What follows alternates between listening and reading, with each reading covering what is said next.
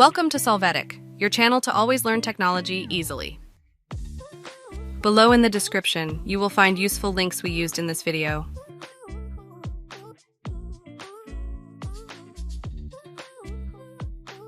Today in Solvetic, we will see how to disable Steam Guard. To start, open your Steam app. There, click on your profile and then select Account Details.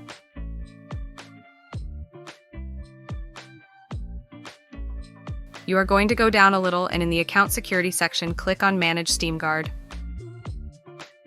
After this, you are going to check the option, Turn Steam Guard Off. In the pop-up window, confirm this action clicking on Disable Steam Guard.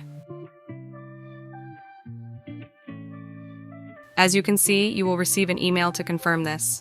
In your email, click Disable Steam Guard. You will see that a new tab opens indicating that the operation was correct.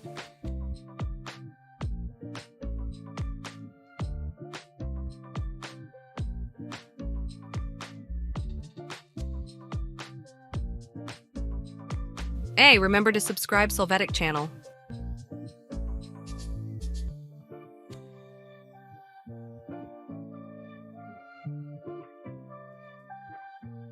We hope it has been helpful for you.